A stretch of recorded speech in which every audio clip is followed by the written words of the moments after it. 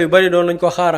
kër yu ci mel ni OFNAC certes les assujettis par rapport ak ñi ko war a def am na sax ñu naan qu'en est-il du cas du président de la République non le président de la République Bassirou Diomaye Faye moom déclaration de patrimoine conseil constitutionnel la koy defee après conseil constitutionnel après moom moo koy jël publier ko donc nëbbuwul déclaration de patrimoine bu président Diomaye je pense que semaine passée dikkoon nañ ci li mu am wax na ko benn immeuble la am li nga xamante ni nii mooy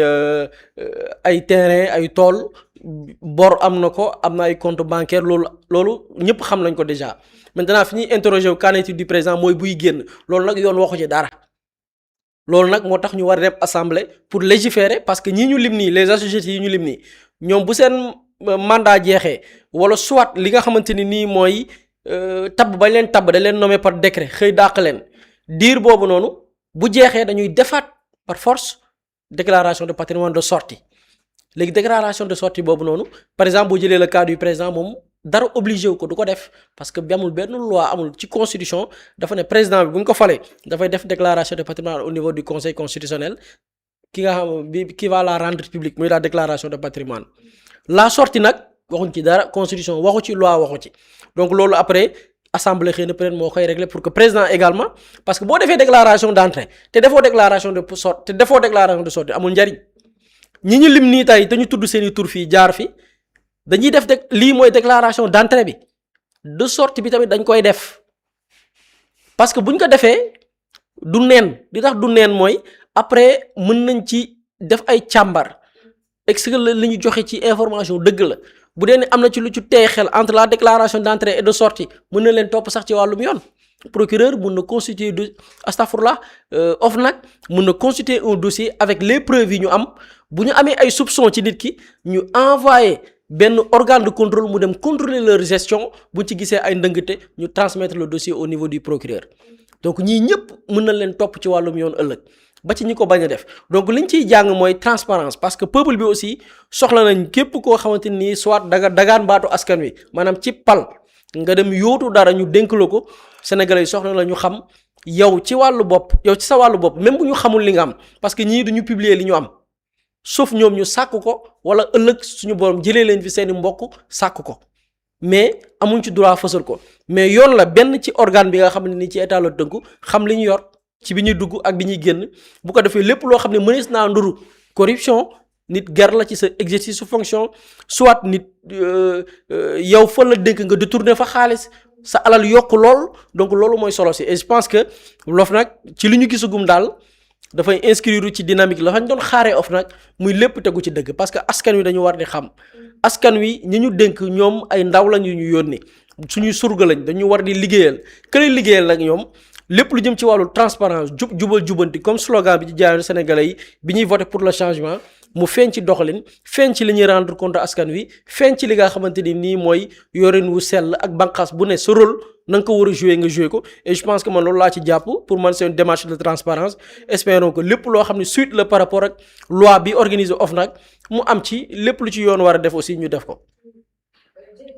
Pape Samba naam liste bi am na ñu def seen déclaration mais am na ñoo xamante ni defuñu ko tey am na ci ñu bari ñuy demander ñi nga xamante ni si defuñu seen déclaration de patrimoine tey bu ëllëgee lan moo leen ci mën a xaar ci wàllum yoon ne ay daan. effectivement te loolu sax ay sanctions mën na ci am te loolu je crois que le président de l'OFNAC xëy na dina ci ñëw ci conférence de presse am bi nga xamante ni mu ngi nekk di ko tenir donc man li may gën a nemmeeku sax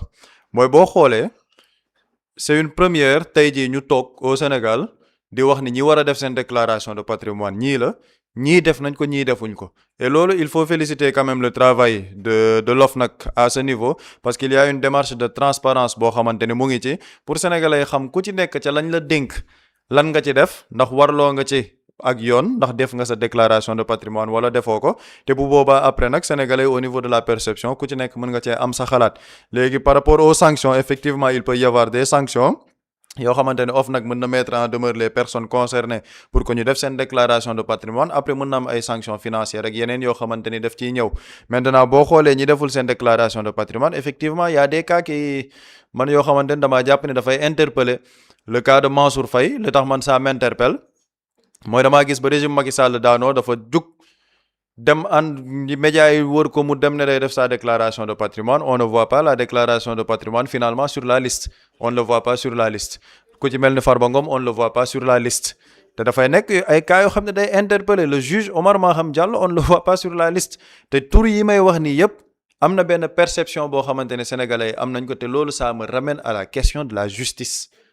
loolu ce n'est pas pour jeter en pâture ay nit de mais c'est par rapport à la perception des sénégalais ci affaire justice te loolu il est très important je pense que ñu ciy bàyyi xel bu baax a baax et je vois qu'il y a un cas boo xamante ne ñun li ñuy liir yëpp am na benn waay joo xamante ni tuuti ma song ko sax ndax li may liir yëpp muy naan ma Cheikh Diba effectivement man ci lecture bi ma def par rapport à la liste bi nga xamante ne OFNAC joxe na ko ci gouvernement bi man gisuma ci turu Cheikh Diba par rapport à la liste bi nga xamante ni OFNAC moom moo ko publier donc bu ñu sukkandikoo ci liste bi OFNAC joxe foofu gisuma fi liste turu Cheikh Diba xëy na après OFNAC ñoom ñu ngi def conférence de presse dina am ay leeral yoo xamante ni dinañ ko ci indi mais effectivement man par rapport à la lecture ci ministre yi en question gisuma ci turu Cheikh Diba après ce sera à l'OFNAC peut-être de clarifier sur la question lan moo tax turam nekku ci wala leneen xëy na c'est une erreur de leur part que effectivement waroon na bokk ci liste bi en tout cas xëy na loolu ñoom dinañ ci mën a indi leeral mais effectivement gisuma ci tur bi donc lii nii yëpp man je pense que c'est une démarche de transparence boo xamante ni il est bien ñuy démarrer ci lii c'est-à-dire que képp ku ñu dénk léegi boo gisee sa bopp ci liste des personnes défaillantes da ngay xam ne man de ñu ngi may saytu waroon nañ xool ndax véritablement man ndax am naa lii wala awma lii mooy sama patrimoine wala lii du sama patrimoine te loolu je pense que c'est de la responsabilité des personnes concernées te loolu xëy na ak lii nga xamante ne moom mooy c'est un début xëy na nit ñi dinañ ci gën a bàyyi xel par rapport ak yenn fonction yi nga xamante ni ñu ngi koy occuper au niveau des structures de l'État. ci ak fàttali ni ki tey rek OFNAC xamle woon na ni dinañ ci toftal benn conférence de presse boo xamante ni dinañ dellusiwaat par rapport ak seen liggéey loolu it xam naa ne ñoom wares na ko door des na ci gën a dellusiwaat ci ni mu gën a yaatoo Boury Pape Samba moo ngi junj léegi lu am solo ci ñenn ci ñoo xamante ni amaana ci nguur gi fi nekkoon la ñu bokk am na ñenn ci ñoo xamante ni doon lañ leen doon toppee xaalis bu bari waaye dañoo gis ni seen déclaration de patrimoine ba tey gisuñu ko ci liste bi nga xamante ni OFNAC fësal na ko ndax loolu tamit du gën a tey xel.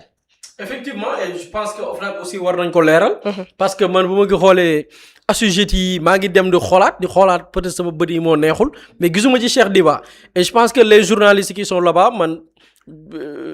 remarque bi man xool naa ko et je pense que les journalistes vont poser cette question au président de l'OFNAC. Pourquoi ñu gis turu ministre yëpp mais non ñu gisuñu turu ki nga xamante ni mooy Cheikh Diba man maa ngi xoolaat la liste mais gisuñu ko et je pense que loolu ça mérite ñoom ñu leeral ko ci point de presse bi même si ils ont parlé de point de presse su ma juumul ci sama déggin bu baax point de presse les journalistes peut-être n'auront même pas la possibilité de poser des questions et je pense que peut-être ils vont rectifier peut-être ñoo juum ci dénomination bi mais war nañ jox la possibilité aux journalistes ñu poser des questions par rapport ak lenn ci ay lënt yoo xamante nii dafa concerner ay nit ñoo xam ni dénk nañ leen parce que mënuñu jël liste publier ñëpp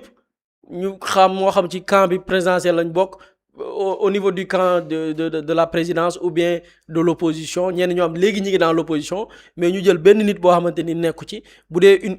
erreur matérielle la ñoom ñu indi ci ay leeral yoo xamante ni xëy na sénégalais daan ci mën a xam lu gën a wóor incha allah pour man loolu mooy logique bi pour que ñu indi ci mbir yoo xamante ni dina leer ci bopp sénégalais yi pour que transparence bi cette démarche là mu bañ a am lenn lënt lenn loo xam ne ku ci nekk au fait dañ ko ci interpréter ci par rapport ak la démarche ak li nga xamante ni mooy liggéey bi nga xam ne ñu ngi koy def jamono ji. dañuy jàll ci ñaareelu sujet bi àddu rek ci wàllum politique Pape Samba mu mel Mously Immo Sénégal moo ñëw taxawu leen indi ay saafara ci jafe-jafe yi ngeen di dund ci wàllum immobilier yow mi bëgg a jënd terrain yow mi bëgg a jënd kër wala tabax jokkool ak Mously Immo da nga am sa kër bëgg ku la ko terrasseel wala nga am sa tool bëgg ku la ko lotiseel defal la ko ay terrain Mously Immo daf leen koy jàppandil gunge leen ci anam gu mucc ayib ku am sa kër itam te nekkoo ci biir réew mi bëgg ku la ko toppatool gérer la ko Mously Immo moo ci gën a gaaw gën ci wóor yow mi bëgg a defaraat sa kër wala nga bëgg a toxu te bëgg ku la ko nettoyer ba sax nga bëgg a defar plan architecte plan béton armé wala nga soxla ay conseil ci wàllum immobilier contactel Mously Immo Sénégal ci 77 887 25 13 77 887 25 13 man ngeen itam abonné ci seen YouTube bi di Mously Immo Sénégal ngir yeneen di xibaar ak Mously Immo Sénégal jaaxle jeex na ci wàllum dëkkuwaay. Quand l'immobilier devient une évidence, contactez-nous.